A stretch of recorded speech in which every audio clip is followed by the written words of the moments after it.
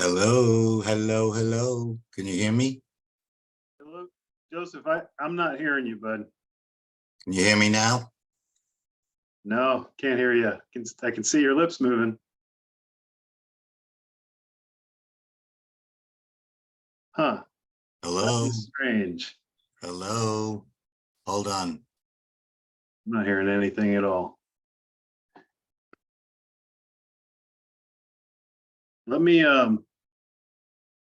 try to join again through my phone. Maybe if I use my phone, it'll work. I'll try that. Whatever you think. I'll leave it up to you. I don't know what you're saying. Oh, we'll try that, okay? Okay. Okay.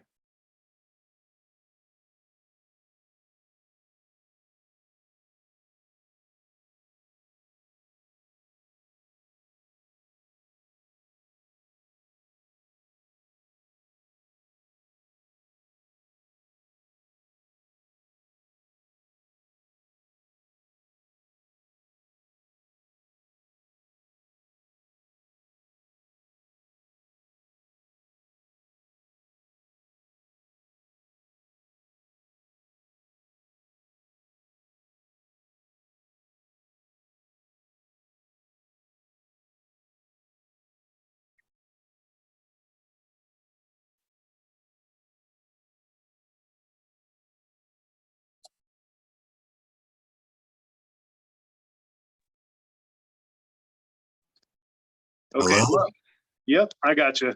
You got me. Yeah. You got me for an hour. All right.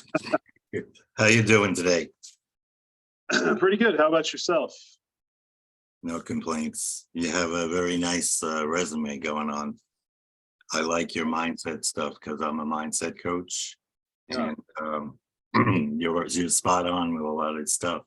You went above and beyond, making my life even easier. You answered all the questions.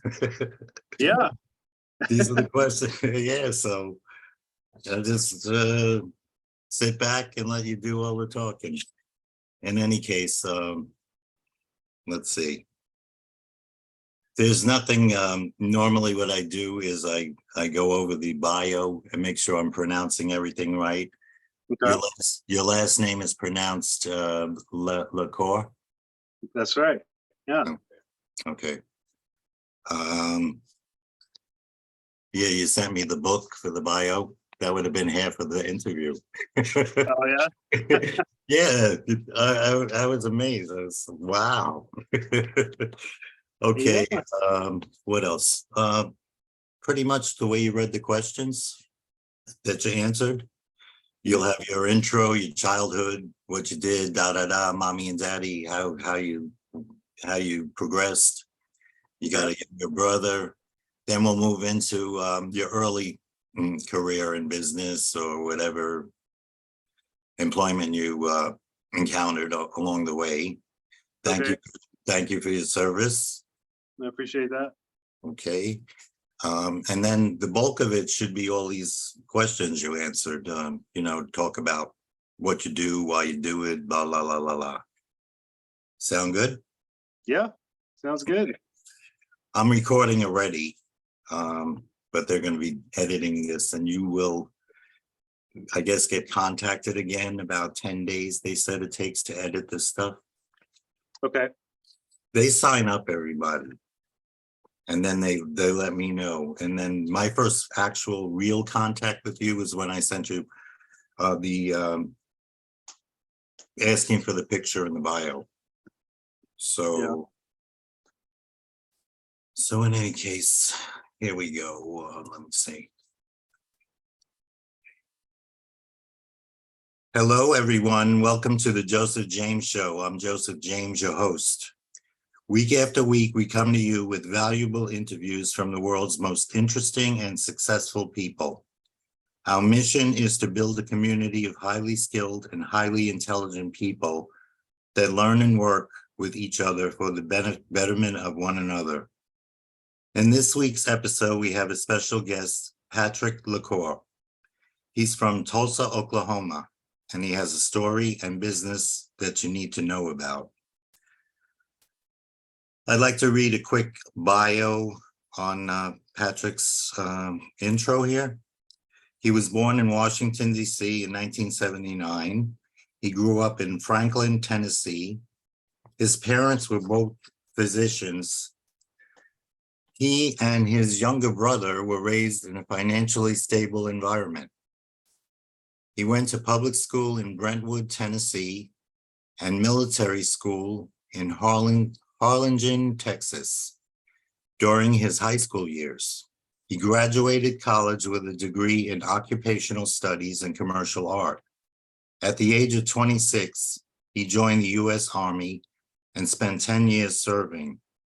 Afterward, he pursued medicine with an interest in mental health and a calling to help those suffering from their own internal battles. That path led him to develop a passion for what he does now.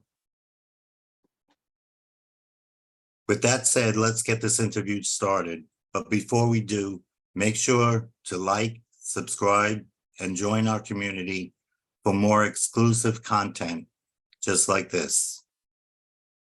And what we're going to do is break this down into 3 sections for the audience to know that we're going to have our intro, and Patrick's going to explain his early years growing up, his family. Then we'll move into when Patrick started working, his business experiences, pros and cons. And then we'll talk about what Patrick has the passion for nowadays. In any case, hi, Patrick, how are you? I'm good. How are you? I'm doing well, thank you. Good. Thanks for joining us today on the Joseph James Show. We are honored to have you. So, if you could just tell us a bit about your early years growing up and what you experienced. Sure. Well, like you said earlier in the intro, I was born in DC. I was only there for a few years.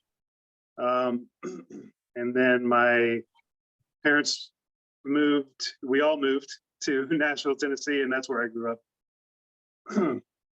And we grew up very, in a pretty prominent part of town, Brentwood, Tennessee, if you're not aware of it.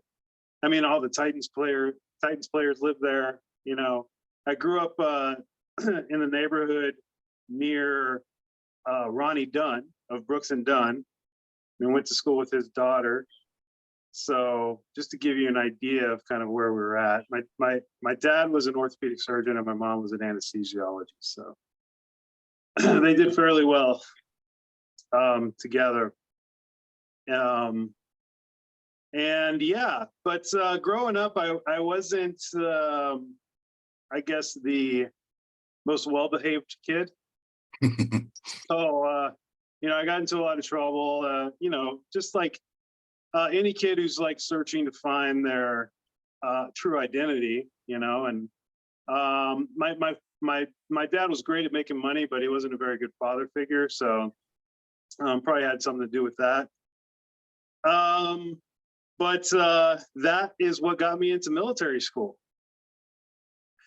And so I went to military school in Harlingen, Texas during high school years, and I'm very grateful for it. I made a lot of friends who I still speak to today, which says a lot.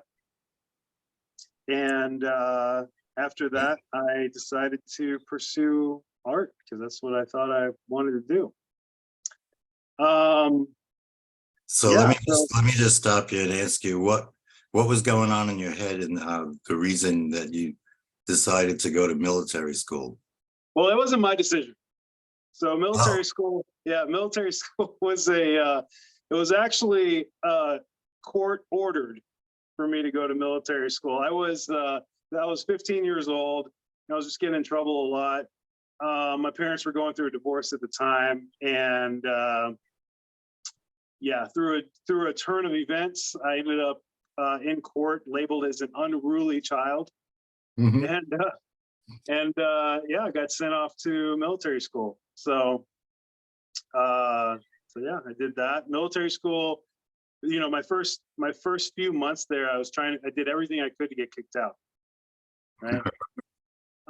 But my drill sergeants who were in charge of us at the time, they they realized what I was trying to do. So instead, they just made life very, very, very difficult for me. You know, but through that difficulty, it taught me a lot of discipline. I started beginning to learn, you know, ways of how the system operated, Mhm. and you know, just moving, you know, everything got better within the 3 years I was there. By the end, I was a completely different kid. So when I got out, you know, I started pursuing some things that I wanted to pursue. You know, I still didn't fully know exactly what I wanted to do. I just know what I enjoyed doing, and that's what I've always went for. You know? Mhm. Mhm. Yeah. So, that was my high school years. After that, I went to college and pursued art. So, occupational studies for commercial art is just a fancy name for graphic design. Okay. Yeah. Which So, is, you could make a good living doing that if you chose it. oh, But absolutely. Absolutely. yeah, Yeah. sure. So, you learned a lot in those years, a lot more than I did, because I was close to, I was during the Vietnam era, and I considered joining, but I was talked out of it. Yeah. In any A case, lot you. of my drill sergeants were Vietnam vets. Mhm, mhm. Yeah. So let's see, let's lighten it up a little. Do you have a funny story your family tells about you? You know, I racked my brain about this question. I don't really know of any funny story that my parents tell about me. I mean, I've had funny stories happen in my life. Okay, well, tell us one. Okay, all right.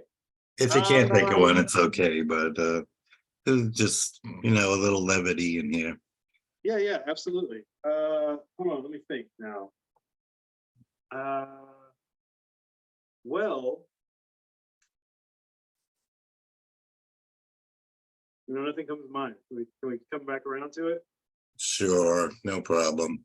Um, so do you have a significant other at the moment, or I do. I do. I live with my girlfriend. You know, obviously, I say girlfriend, so we're not married, but we've been together for probably around close to 3 years now. mhm, good. And yeah, we're just hanging out. She's a yoga instructor. Um, we actually recently got back from Nashville, which my brother still lives in Nashville, Tennessee.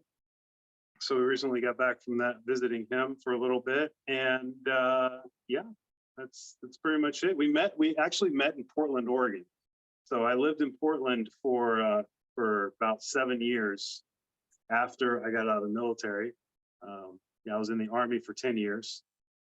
So after So that, you traveled from Washington DC to the middle of the country to the northwestern part of.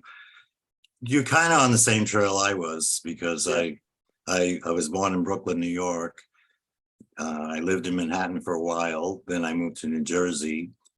Then I moved to Minnesota. Then I moved to San Diego. Then I moved back to Minnesota, and I am retiring down here in Charleston, South Carolina. But it's good to travel a lot. You learn a lot of diversity, and you see what you're made of, because you got to make friends everywhere you go. I always do, but it could be tough for some people. So you seem like a pretty personable type of guy, so I'm sure yeah, you opened up.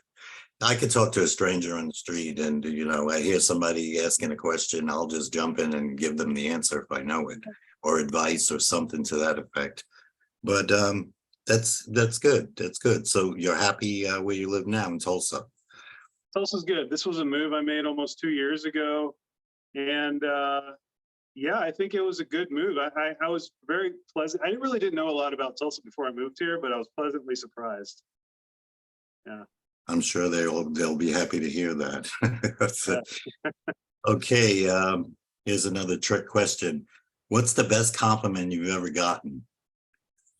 The best compliment I've ever gotten. So throughout my, okay, so like I said, I was in the military for 10 years. Since then, I gained a lot of experiences helping people. And then when I got out, I pursued medicine. So when I hear that question, the first thing that comes to mind is the people that I've helped afterwards, right? So when I got out, I was a personal trainer first. And then I started helping stroke patients in rehabilitation.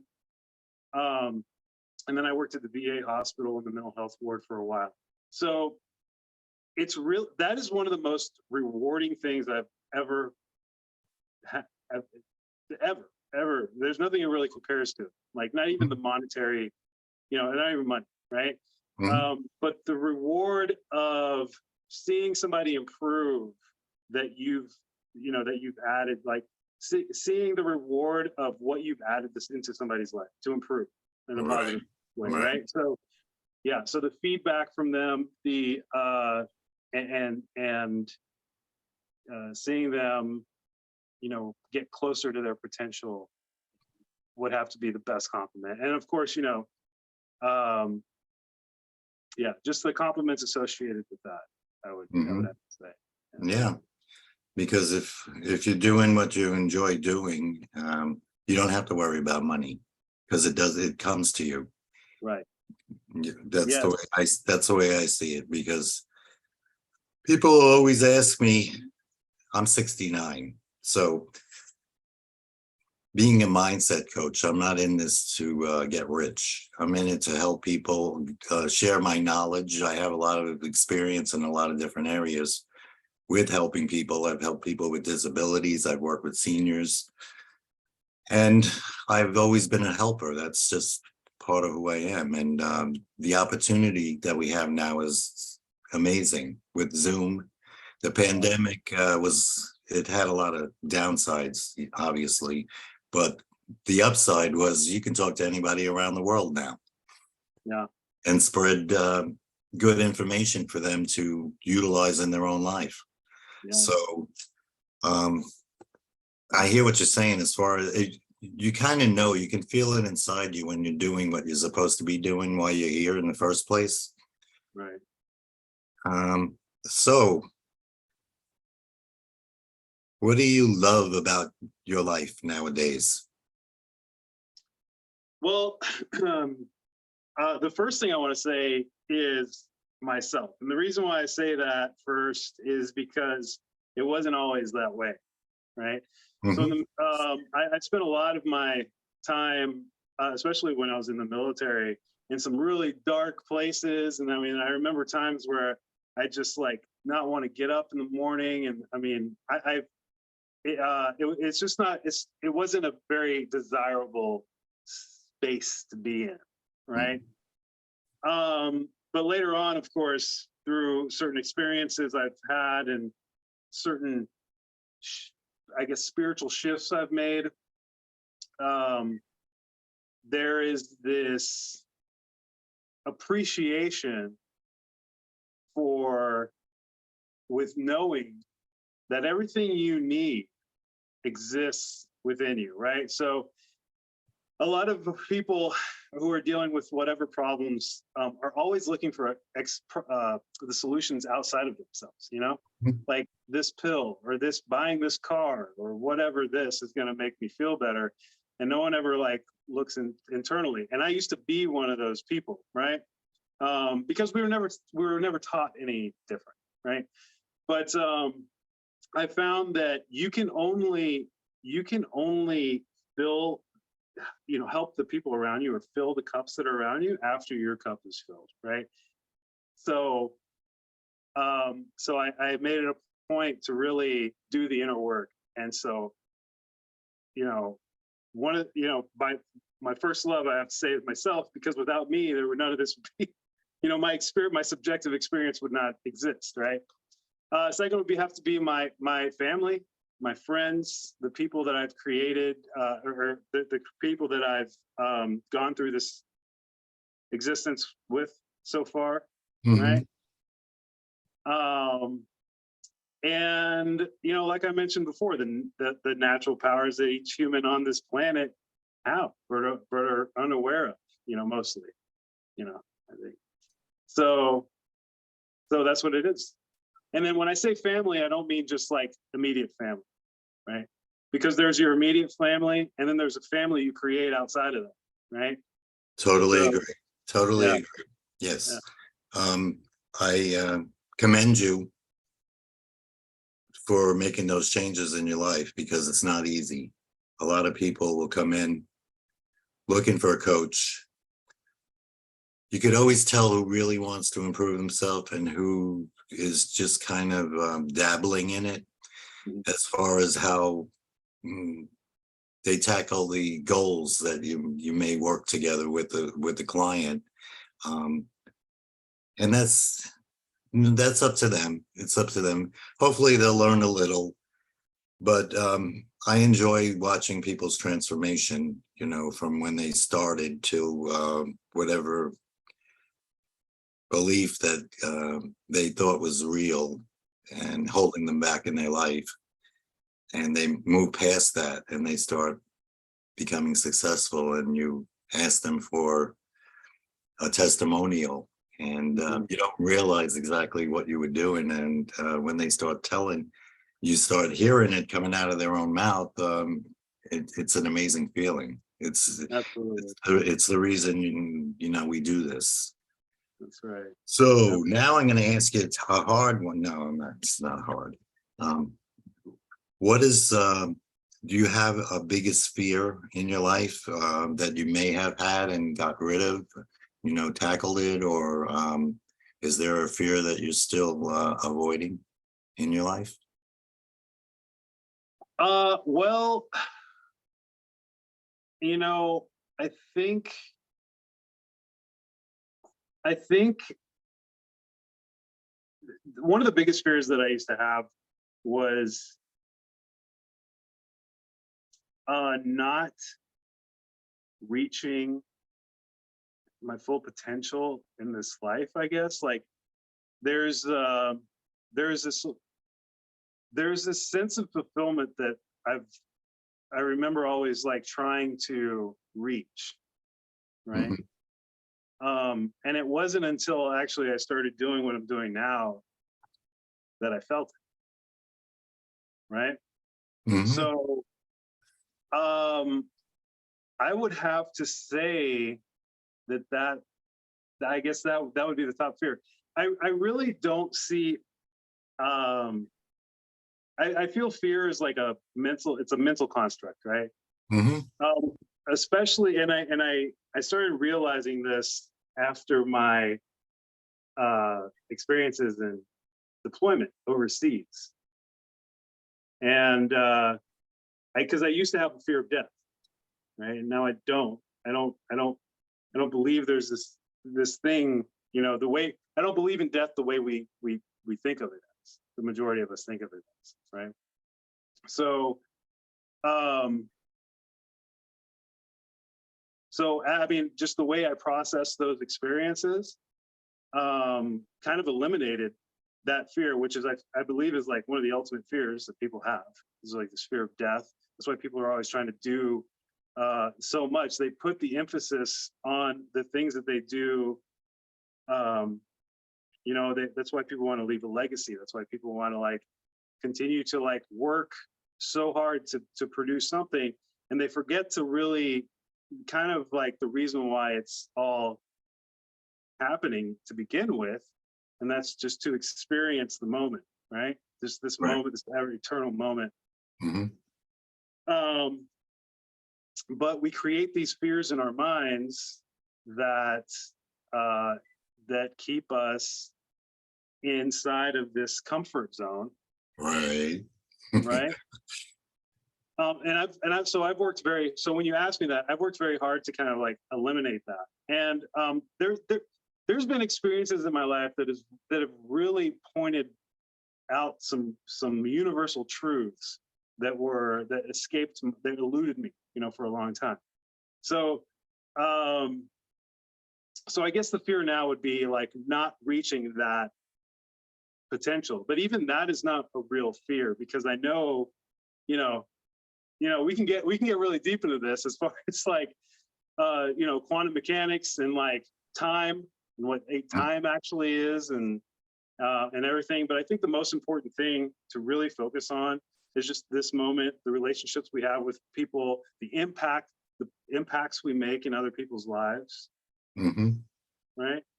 And then when you start devoting all your energy to that, I think the fear naturally dissipates, whatever fears you have. Well, I agree, but I started this online mindset coaching the beginning of this year. And talking about limiting beliefs, Mhm. and you never know when they're going to pop up. For me, it's public speaking. Yeah. And that started when I was in Catholic school, when I was about 9, and they asked, the priest decided they wanted the 6th graders, or however old we were, the boys, to come up and read the gospel of the day. And that's when I realized I wasn't good in front of crowds, because everything went blank, and it just followed me. Class presentations, even being recognized. Joe, stand up and take a bow. No, thank you. Yeah. So when I got on this online stuff, I see everybody making videos and webinars and podcasts. And I said, I asked my coach at the time, do I have to do all that? Can I just do the organic content and reach out on Messenger for people? And he's like, people want to see who you are and what you're about. So yes, you do. Yeah. And so he gave me this little chore to do. It was kind of a chore for me.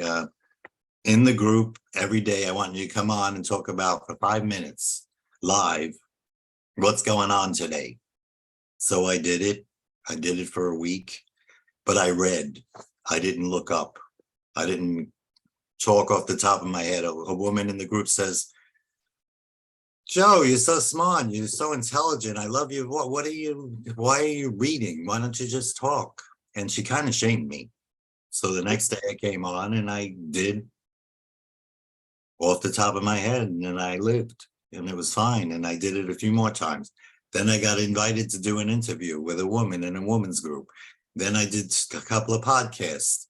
So you walk through your fear and you realize there's a lot of potential on this side of the fence here as far as public speaking and getting out there. Yeah. I enjoy one-on-one sessions. I don't like groups, but I'm growing to be okay with them. Yeah. And talking about death before, and you said people are afraid of death. After I checked up on this public speaking, I found out that it's the #1 fear of people. Death is number 2. Yeah.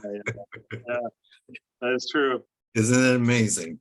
It is People amazing. they just don't want to. They're afraid of failure. That's what I was afraid of. So you can only, Steve Jobs says you can only connect the dots like going backwards, right? Mhm. And so if you look at that, by the way, I love your voice. I think you got a great voice for, Thank you. radio, whatever, Thank you. like media. Yeah. But just listening to that story, if you look back, you were so afraid of speaking in front of people, right? Mhm. That your comfort level was not speaking in front of people, right? Yes. And once you stepped outside of that once in Catholic school, and then you're like, whoa, and then you really wanted to stay in your comfort zone Mhm. after that. Yes, sir. But see, if you take baby steps outside a little bit outside your comfort zone will start to grow. And then, right? And then, so that fear lies in the unknown, right? Because you don't know what's going to happen. That's like where the fear lies. You don't know what's going to happen. Are they going to judge me, or what are they thinking about me? It could be anything. The crazy thing is, growth only exists outside of the comfort zone. Growth only exists in the unknown. Well said. Yeah, so we got to reach out there. We got to be really confident in ourselves and courageous in ourselves. And I think when we can start to recondition our thinking to really searching for that power within, it becomes easier to do that.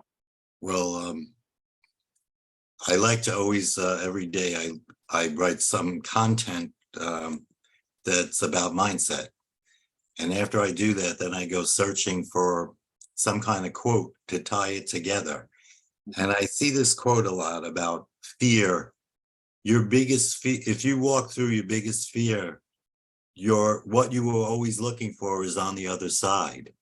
Yeah. And that stays in my head. So now if I do have a fear, I don't just say, forget it, I'm not doing it, never mind. I take a look at it and I examine it and see, because here's a question you can ask yourself. What's the worst thing that's going to happen if you try it? Right. You're not going to die. It's not going to, unless you're skydiving or doing something crazy, which is not mandatory in this life for me anyway. Give it a shot. You will expand your mind. You may find something that you had no clue you're good at doing. Absolutely. And then that's why I like the acronym FEAR, false evidence appearing real. Yeah. Right. Because the majority of the reason why we're afraid, like everything that we think we're afraid of, like it's all fabricated stuff. Like our brain is telling us the stuff, but we have no evidence of that actually happening. Right. It's what we conjure up in our minds, and we make it. Right. And the more you think about it, the worse it becomes when you Right. stay up in your head. Mm-hmm. All right. So let's let me see. Enjoying this conversation. Why don't we talk about when you started, I guess after you got out of the military, I guess then you started searching for what your opportunities in life were going to be and what you were good or not good at. So why don't you talk a little bit about that period of time? So, if you recall, I mentioned that I was in a dark place, in the military. And before I got out, it was getting really bad. I wouldn't say I wasn't suicidal or anything, but I was just like, I really didn't know what I wanted to do. And I know I didn't want to stay in the military. But I had an experience. I had this experience, and the only way I can really know how to explain it is that as like maybe a spiritual awakening. Mm-hmm. But it literally happened within like a 24-hour period. Like I went to bed one night and I woke up and I was like complete 180. And I feel like I had this knowledge of like how things are. And then I also had a calm and like this just knowing that it's fine. Everything's gonna be fine. Everything's good, and there was no significant thing that happened to me to make this happen. Like I said, I just went to bed and then woke up the next day this way. So since then, I started diving in. But this is a funny story. Here's my funny story. Okay, so this happened to me, right? And I'm still having to go to work. And in the Army, I'm infantry, right? Hard asses, like doing whatever training.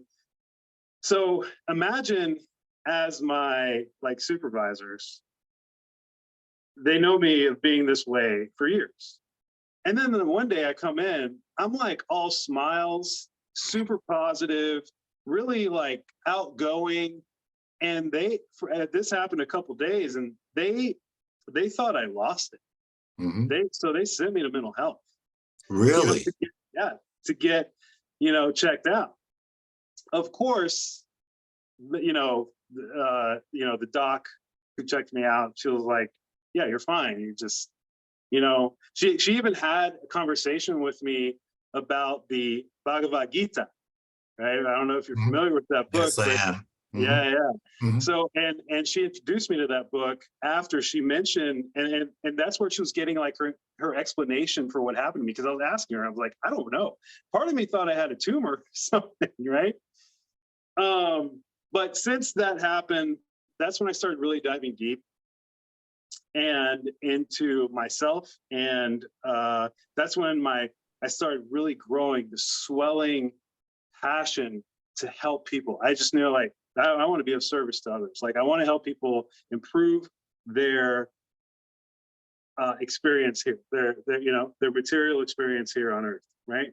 Mhm. So, and I didn't know how to do that, but that's I just started dabbling into things, law of attraction. Started getting into people like Greg Braden, Joe Dispenza, Tony Robbins. I've always known about Tony Robbins. Everybody knows about Tony Robbins, but Yes. I started really diving into those people. And so when I got out of the military, I'm like, well, I come from a family of medical doctors. Why don't I go and get into medicine? So I started going to school, finishing all my prerequisites for medicine. That's when I became really interested in mental health. I actually applied to a PA school, a physician assistant school, and I got accepted in Nashville, Tennessee.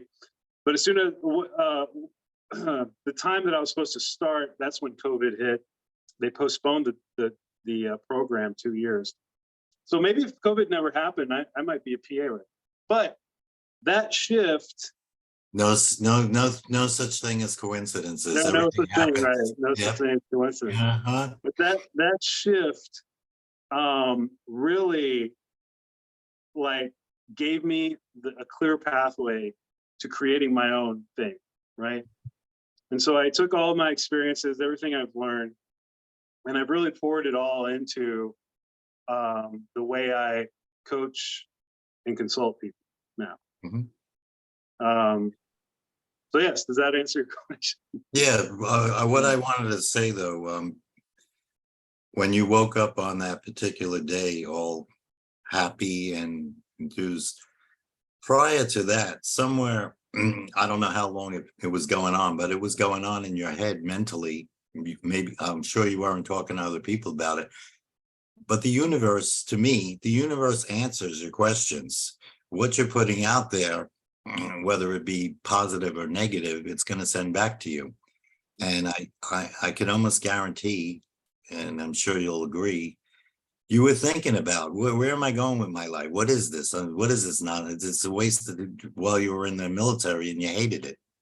But you were probably always churning those questions around in your head. There's got to be a better way for me to exist and enjoy what I'm doing. And sure enough, yeah, they answered it. And all of a sudden, it was the time. It was the time. How much longer did you have to be happy while you were in the military before you got out? Oh, it was about 6 months before I got out. Oh, was pretty so cool. you were, Yeah. you were at the end of it. Yeah. Well, that's good to hear. I mean, if anybody really wants something and they're passionate about it, I'm a big believer in spirituality and asking a power greater than myself to give me some advice. Because a lot of times I do get confused. Making a rash decision is the worst thing you could ever do. If you're stumped by something and you don't know what to do, for me, I just walk away from it. When you're not thinking about it, all of a sudden you'll be taking a walk in the park or wherever you're going and ding, all of a sudden there's your answer. If you're patient, you'll get the right answer. Because I do know there are two voices in our head. The first one is the ego. And that's the one you're not supposed to listen to. If you wait a little longer and you calm, maybe you meditate, whatever you do, you wait, you get that second voice. It doesn't mean you're going to get it right when you need the answer, but give it a little time and it'll direct you in on the right journey, on the path you're going. Absolutely. So, yeah. After that occurred to me, I started meditating. I made it a daily practice. Like ever since that happened, I knew the importance of really quieting down that chatter, the mental chatter. And there's always, the ego, like you said. Yes. And then so I got into the practice of meditation, and now it's that's how I start and end my day. Perfect. That's what I tell all my clients. And be grateful. That's a big thing I preach. Just if you don't have anything, just be grateful. There and think of different things. You could think of the most minute thing, but gratitude goes a long way. Absolutely. So now let's take you into what you exactly do, how you got into it, how you set it up. And I think it's like mindset that you call yourself a mindset coach. How's that all work? Tell us about it. Yeah. So I like the term personal mastery. And I focus in on mindset and performance, right? So I rely heavily because a lot of people, a lot of the concepts that we talk about, like some of the things that we've talked about here today, are very difficult for people to grasp. I find there's a lot of cognitive dissonance associated with certain these topics, right? Mhm. But there is one thing that everyone is familiar with, and there's one thing that can really get you results, and that's just changing your habits, Mm. right? As simple Mhm. as that. Mhm. Routine replacement. Okay. Mhm. So ultimately, I I become an accountability coach, is what it is. So here's how we started. I started with um I ran into someone, a stranger, when I was really trying to think about what I wanted to do as far as business. I started off with affiliate marketing, doing some kind of affiliate marketing online. So I was getting familiar with the online space through affiliate marketing. But during this time, I'm like thinking, how can I start a business? How can I help people? Right. And then I just randomly met someone. I was out one day. I started talking to this guy. He was a little tipsy, right? And he was like really bummed out about something. So we started talking, and I found out he was a veteran as well. He was suffering from survivor's remorse because he got out of the army, and then the guys that he served with, went overseas, and a couple of them didn't make it back. Right. Um, and then, but aside from that, he was a very successful, and he still is a very successful business owner. He owned a printing company, does very, very well for himself. He has a wife, 2 kids at home. But he just wasn't happy. I mean, he was out getting hammered, right? Didn't like, just wasn't in balance with his home life and his business, right? So I was like, hey, and I just said this. I was like, you know what? I embodied this identity. I said, I'm a mindset performance coach, and I can help you out. How do you feel about that? Blah, blah, blah. We started talking a little bit more, and we actually had like kind of a breakthrough session for him there On the street. on the street. He started, Wow. he was crying. We hugged, we're like, all right. And he's like, yes, let's work together. I was like, okay. Your first So, client. yeah. So a week later, we got together, and we first started off with movement because we want to really get into our bodies, right? Because it's very easy to get lost in our minds. Okay, so and this was on the fly. To tell you the truth, I didn't have any framework design, right? When I met this guy, so I started off with movement. So we started exercising. I was a personal trainer before, so we started doing very just easy stuff to just get our heart rates up a little bit. Mhm. And then we started talking more, and I found out more about his life, what kind of habits he has, and what are some of the things that can get him outside of his comfort zone a little bit, right? Little by little by little. So as we're working together, I introduced him to breath work, because I've had training in breath work, deep breathing to really stimulate the mind, oxygenate the body. And I got him into ice baths, so cold immersion. Prana. Have you done prana? I've done prana, yeah. Prana. And we started doing cold immersion as well, right?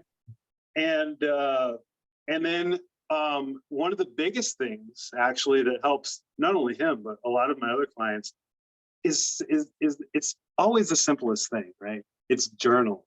Yeah, I know. I saw your hand going. It Yeah, is the simplest thing, but you need simplest to do thing. it in the morning when you first wake up.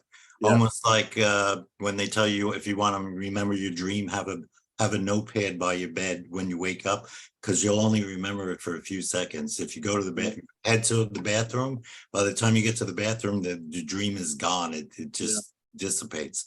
But journaling is excellent, and just write, just keep writing, no periods, Right. nothing. Rewrite. Yeah. Yeah. So he got to journaling, and not only journaling, but we want to revisit what we've journaled about each once a week. Mhm. That's very important as well. So when you Right. go back, you take a day, like a Saturday or Sunday, and you go back and you go through everything. And this is, you're literally, you're okay. I always explain it as like you're a program. You're running programs in your brain, right? Now you get to go back and you get to see what kind of programs you're running. Now you get to see, okay, I don't like this. I'm going to start changing it. And then you do it incrementally, just bit by bit by bit, Mhm. right? Along the way, you add different things to push you outside of your comfort zone, right? And then ultimately, the within the journaling, gratitude is a big part as well, because you mentioned that earlier. Gratitude is Yes. huge, like you mentioned. Mhm. Um, so and then you just start the habit stacking. So ultimately, after I finished working with this gentleman, um, that's how he helped me develop this 90-day program, Right. right? So and obviously it's cut up into uh 3 months. And then each week there's so you first start off with discovering your authenticity. And this is when we get into like the journaling and awareness and mindful movement. Where are these thoughts stemming from? You know, right? Learning to see emotions as indicators rather than identifying, right? Mhm. Things like that. And then you want clarity. You want to be really clear on where you're going, right? So stripping away those layers of that conditioned crap that we run on every day, and we wonder why our lives aren't the way we want, right? Mhm. And then really defining your your purpose, right? And then we move on to implementation, implementing actions, acting as if. What's the 2.0 version of you that you see for yourself? Right. What is that? What would that 2.0 version do in this moment? Well, how would that 2.0 version react, or what would he say, or what would we do in that situation? When we start really becoming accustomed to practicing that, because everything's a practice, practice that every day through daily action plans. And this is all designed, we're all designing this together, right? Yes. Daily action plans, and then we learn routine replacement. And then it can be very stressful because you're moving from an old condition, old programming, and you're reprogramming. So we go through a lot of stress management. Okay. And then finally, the third month is what I like to call PMCS, or preventive maintenance checks and services. All right. Right. So we want to really continue to do what we've been doing, and then check in with ourselves. And then we want to make sure our diets are what we're putting in our bodies good, is on Mhm. track, right? This is where the nutrition comes in. We really start focusing on our gratitude practice. Mhm. Okay, and then we learn surrender and detachment. So detach and surrender from the outcome, right? We want to put it out there, and we don't want to like try to control everything. We want to put out our desired outcome, where we want, who we want to be, what we want to create, and then we learn to let it go and really trust in the powers that be, and trust in ourselves as well. When you say So the powers to be, part of what I do is I do the stress first. I look at the stress as the umbrella that's covering up all the stuff that's going on, and that's why they're all stressed out, because they're running from here to there, time management, limited, whatever it is, it all builds up into stress. So the first thing they're going to do is they're going to breathe better and all those stress related things that you can do to lower your stress levels. Then I move into the mindset part, and just by asking questions and talking and listening, we find out what we need to work on. And then the last part, if they're really good and they really want to grow as a human being, I do personal and spiritual development. And I think it's highly important, that spiritual part of, because once you get rid of all that stuff, and I'm going back to when I was in my 30s and 40s, I started searching for power greater than myself and all that stuff and all the self-help books, like you were saying before. And it helps you tremendously to know that you're just a little small part of this world, but you can put out so much good information and connect with your spiritual whatever it may be, through the meditation and through all that stuff. Because once they leave you, they have to check in somewhere, right? Yeah. Right. Yeah. So my belief, and what I try to share as well, is that the greatest illusion is this illusion of separation. Okay. right. So I like to think in terms of non-duality. So a really good practice to do, and it's fun too. I think it's fun. I think that going throughout your daily experiences, right? Meeting the people that you run across on the street or in the gym or wherever, and really keeping at the forefront of your mind that there is no separation between any of them or anything, really, right? And then I think when you engage in conversation with this being the first, coming from this point of view, there is more compassion. There's less stress because you're seeing it from this is another part of me that I get to learn from, right? And then and also, like I said, I think it's just a really fun way to go around that, and do that. Even if you keep that at the forefront of your mind, and somebody's like yelling at you, or maybe somebody cuts you off in the middle of the street, right? Smile. You just smile, you're like, So say yeah, a prayer for just I say a prayer for them, bless you. One day you're on a different journey. I understand, you're where you are. That's okay. That's okay. And I could accept it. And then just don't pull out anything, any knives or guns and stuff. But in any case, that's the part I always keep in the forefront. Yeah. We're all on a different journey. And when you know better, you do better. Maya Angelou. There's certain quotations that always stay with me, and that was even for my parents. I used that, when I forgave everything that I thought they did. They didn't do it deliberately.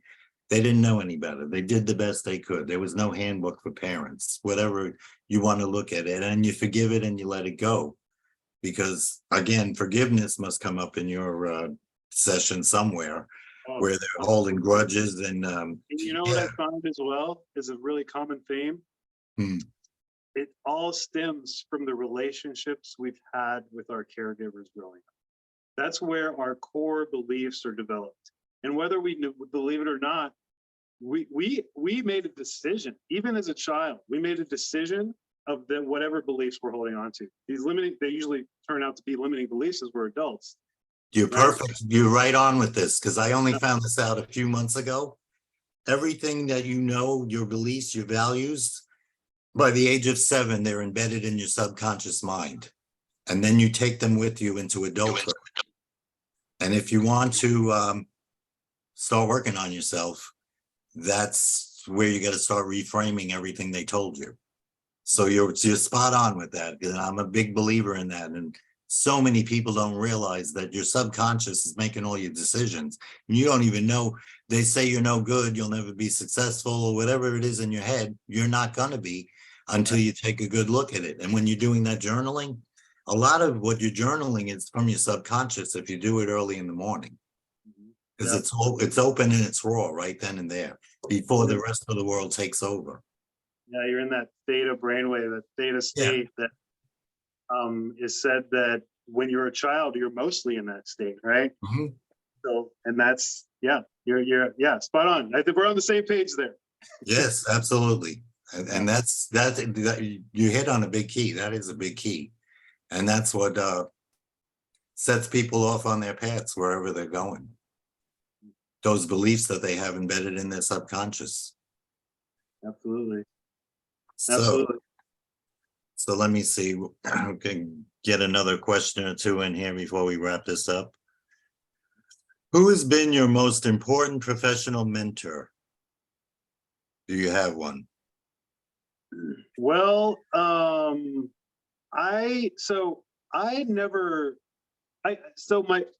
the only mentor I've really ever had, what I would consider a mentor, professional mentor, was my anatomy and physiology professor when I was in medical school. Okay. Mhm. This guy, the reason why I call him that is because I wanted to be him. He knew everything like the back of his hand, but if you saw him, you would never think he was so full of this knowledge. You know, like he'd come to class, you know, he was like a hippie, you know, he had the beard, wore his sandals, tie-dye t-shirts, but he knew every single thing about the human body like the back of his hand. Wow. And medical procedures and all this stuff. And so we got really close, like we did hiking trips and stuff the whole time I was in class. And he really took a lot of the stress out of learning medicine. This followed me, you know, helped me as I moved away from that and into this business, because I got to tell you, at first, I fell into like kind of the stress trap of this business. One, because, you know, there was some significant changes as far as the PA thing. I know that, you know, we have similar beliefs, but the way things were going, I was like, okay, but I guess this is the route. You know, I'm going to be a physician assistant in mental health somewhere. This is how I'm going to help, you know. But then it got completely, almost like out of the blue. They like postponed it 2 years. I'm like, okay, so there was a point there where I was like, what am I going to do? I'm stressing out. And so just having spent that time with him just really helped me fall back on the confidence within myself and then my knowledge and my expertise, I guess, regardless of what was happening outside, right? Mhm. You know these things conceptually, but if you're not putting it into practice every day, Right. you can get lost again, right? Mhm. So so I would say him. And since then, I've never really had a mentor. Now I'm actually working with a coach right now. I work with a coach. I wouldn't consider him a mentor. I see those two things, two different things, right? Yes. He's a business coach for me, you know, to kind of help me with my business and Mhm. marketing and stuff like that. With that said, I have been loosely looking for a mentor. Okay. Because, you know, as they say, I think it was Jim Rome who said, you know, you're the average of the 5 people you spend the most time with, Mhm. right? So, So I think that's very important, and that's I would love to have a mentor. I don't think there's any time in anyone's life where they shouldn't have a mentor. I totally believe it. I mean, anybody that goes online for the first time absolutely needs to get a coach. Because I could go back to when you were talking about affiliate marketing. I started in November of last year, affiliate marketing, 3 programs, all high price. Oh, you're going to do high price tickets and oh, la, la, la. Well, when I realized the high price ticket I was going to sell is what they sold me, I asked myself, how is this really helping people? a bunch of videos and, a coach you talk to once a week and selling something I didn't really believe in. Mhm. I started talking on Zoom because I have about 30 plus years of mindset experience Mhm. prior to getting online here. But I was doing a Zoom call and they was trying to recruit me and I was answering more, giving them more answers than they were giving me. And the light bulb went off. It's like, why don't you just do mindset coaching? That's what you know it. And Yeah. I love to talk. I love to find out what makes people tick. So let's give it a go. And I was off and running in around February. I made the switch because I had all the affiliate marketing banner on the Facebook and this and that. And I didn't care. I changed everything to mindset. And I've been happy ever since. So, last question. This should be easy for you anyway. They say leaders are readers. Can you tell us some of the books you read or recommend anything to our audience? He's gonna go get them. Absolutely. Sorry, I had to close the door there. I think Oh, okay. my dog was barking at somebody, probably the mailman. Okay. Recommended books. Man, there are so many. Right. So I just finished reading Think and Grow Rich for the third time. Mm-hmm. You Believe know, it or not, I just read it about 6 months ago for the first time. wow, yeah. I was When I introduced saw to that, when I saw the copyright date, I was like, how did I miss this? yeah, I was introduced to that book right around that time when I started doing all the research after my Mhm. awakening, Right. and introduced to that then. So that was the first time I read it. But I think there's a book that's coming to mind just right now, and I haven't thought of this book in a while, but it's The Power of Now by Eckhart Tolle. Oh my God, you read it off my mind. Yeah, It was right in my mind as I was saying it. Yeah, yeah, that was one of the first books that really got me going on my journey. Because the reason I mentioned to you I moved to Minnesota for alcohol treatment, and I ended up staying there. And that was in my late 30s. After that, I went to college and I got a degree in behavioral science. Read all the books I could on self-help and went to Tony Robbins seminars. I did it all. And it sent me on my journey then, because while I was drinking, I can't say I was spiritual. I was religious. I didn't know the difference at the time. Religion is just a structure. And I don't, in any case, I found out what spirituality is. You could talk directly to God. In other words, you don't have to go and confess your sins to a priest, which made me happy. So the spiritual part was gone while I drank. I felt like I had a black hole in me. I didn't want to look at myself in the mirror. I was horrified. So once you stop drinking, you got to fill that hole up with something. Any addiction, you take that away, there's a hole in you that you got to fill it up with. Because you'll see a lot of times people go to AA and they're sponsors and they go to 19 meetings a day. I mean, they go overboard with it to fill that hole. yeah. So my hole became the spiritual part of me, and I started going to churches and different and expanding myself and talking to people, and then start practicing the mindset, which I learned in behavioral science. And that was like therapy for me because it answered all my questions that I was looking for to find out which direction I was going to go in. So The Power of Now is he has I think I saw somebody mention he has a new book out now. It's been a long time. He must have made a lot of money on the first one, but I noticed that he does have a new book. I don't know the name of it though. Yeah, yes. Well, if we're talking about the same one, I think it came out like a few years ago. But Really? It might can't- be. Not yeah. important, but he was spot on with The Power of Now, because that introduced me to mindfulness too, as well. Yeah. And NLP and all of that stuff. Yeah. So anyway, we have to wrap it up. This has been wonderful. Why don't you tell the viewers where they can get more information about you and your services? Sure. So I do all my marketing organically. So you just got to search my name on Facebook. All the information is right there. You click on the cover photo, and then there's a link to my Beacons page, which has all my other links on there.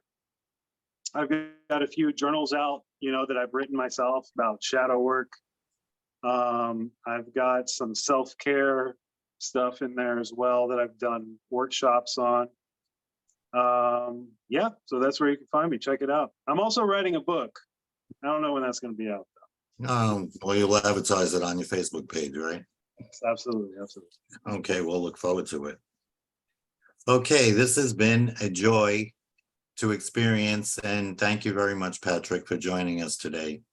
We'd like to invite you back for a future interview as well. With that said, this has been the Joseph James Show. Be sure to follow us, and we'll see you in the next episode.